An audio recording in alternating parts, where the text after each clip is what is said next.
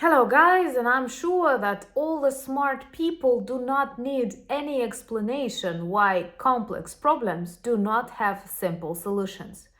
And that is why I feel very irritated whenever I hear promises to end Russian war in Ukraine in 100 days. And I feel very angry when I hear the messages that both parties have to compromise. Let's not forget that Russia is not just an aggressor, and even if you choose to close your eyes on numerous war crimes they have committed in Ukraine, think about a number of international laws and rules and agreements they have violated. Isn't that a humiliation to the world order and to those countries and people who consider themselves leaders? And today, Putin attacked Ukraine with ballistic missiles, with lots of drones, and all in the context of the preparation for the negotiations, when the President of the United States keeps repeating that he and Putin can do something magnificent together. Well, I don't feel like that, and I believe that is a humiliation of all the democratic world and another demonstration that we can negotiate with Russia only from the position of weakness.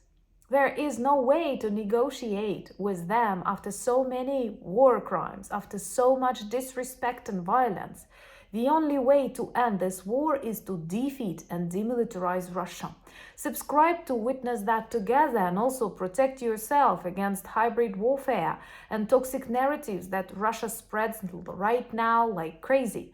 My name is Anna, I'm from Ukraine, I'm in Ukraine, and I know we can and we will defeat the evil.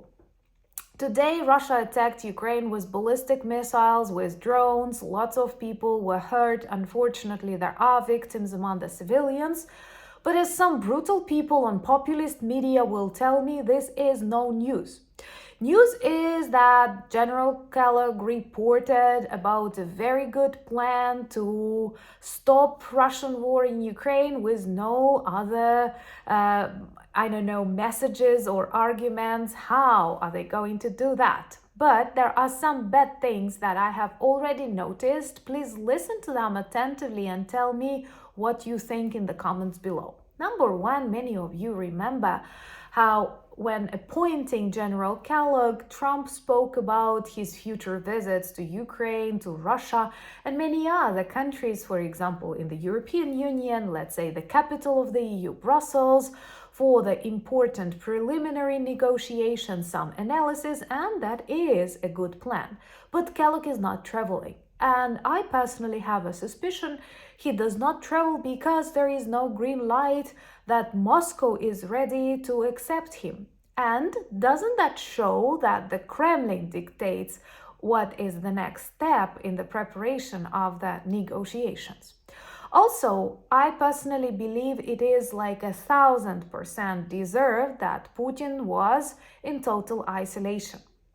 Once again, after all the war crimes that he committed, after all the disrespect that he demonstrated to international rules, agreements, and the borders of many countries, not just Ukraine, it was pretty obvious he is not a politician, he is not a political leader, he is a war criminal, a mafioso, the most corrupt dictator, staying at power for 25 years already. And this isolation was quite problematic for him. But right now we see that the president of the strongest country in the world, the United States, is constantly talking about his wish to speak with Putin.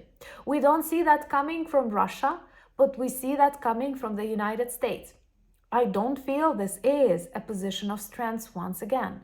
Please subscribe to demonstrate your solidarity with Ukraine and all the strong people. Strength is very important for the survival of the democracies on this planet, because unfortunately authoritarian regimes united very effectively. Now Russia fights against Ukraine with the backup of China, of North Korea and Iran, and I'm happy that General Kellogg spoke about this axis of evil. But once again, when talking about this aggression of authoritarian regimes against the democratic world order, he mentioned the need for both sides to compromise? Please tell me why in Ukraine we should compromise. An aggressor violently broke the borders of Ukraine, killed thousands of innocent people, stole thousands of innocent children, violated all the restrictions, all possible restrictions. Like literally every day Ukrainian cities are targeted with ballistic missiles, and we have to compromise. What? Why? This is insane. It's just like asking a victim of a rape crime to compromise and, to say that she liked it. That is insane, and it is very dangerous for many other countries. I know you may think I'm exaggerating as a Ukrainian, but no. Trust me, unpunished evil grows. The example of Georgia, the example of 2014 in Ukraine with the annexation of Crimea is a very, very, very vivid lesson. And what I don't like, without naming any political figures, is that now the representatives of the democratic world are looking for the opportunity to speak with Putin, not Putin is begging for the opportunity to speak. Also, knowing all the war crimes, witnessing how, let's say, he destroyed a city in the center of Europe, Mariupol, witnessing the crimes in Bucha and Irpin, remember the destruction of the Kakhovka Dam, think about the sabotage with underwater internet cables in your countries, think about political matters in your countries, many other examples, interference in your elections, whatnot. The world closes the eyes on that and wants to compliment Putin with what? Some Ukrainian territories or the ban for Ukraine to enter NATO. That is very wrong. First of all, Russian war in Ukraine is not provoked by NATO. When Russia was doing Holodomor to my people, destroying millions of lives, there were no NATO, And in our history books, we know 300 years of this imperial evil. Also, who is the criminal who violated all the agreements, who started the war, who kept targeting schools and hospitals, and what? Negotiate and give Putin what he wants? Do you realize that after that, nothing will ever stop, not just Putin, but also Iran, China, or North Korea? They will clearly see this weakness and super green light to continue invading other territories.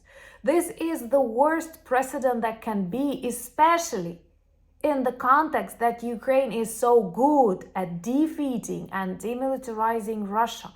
Look at how we target lots of their military objects that they are not able to protect. Look how a country like 10, 50 times smaller than Russia has crossed the border of the Federation and now controls lots of settlements in Kursk, so they needed the backup of North Korean soldiers. Look at how quickly our drones and our Ukrainian missiles and warfare evolved. And look at how we destroyed Russian oil refining industry. Russia is on the brink of the collapse, and that will be the greatest victory for the democratic world. And you will get your better gas and oil prices, and many more normal countries will appear. Don't be afraid that, let's say, Kadyrov will control nuclear weapons. Kadyrov, Lukashenko will disappear on the very next hour after Putin is done. We can do the job. Simply do not stop us. Do not prevent us from defeating the most dangerous evil on this planet. And do not say to me that both sides must compromise. This is the greatest BS and the weakest position possible. And I am very angry that Putin listens to that and laughs in his bunker. Please join me on Twitter, Blue Sky, Instagram, Threads, and in our Discord to continue the fight against authoritarian regimes and all this BS, evil weakness that makes me furious. Please check our merch shop for lots of good items that work well as reminders and conversation starters about Ukraine. Thank you for buying me coffees, becoming my patrons and sponsors of the channel.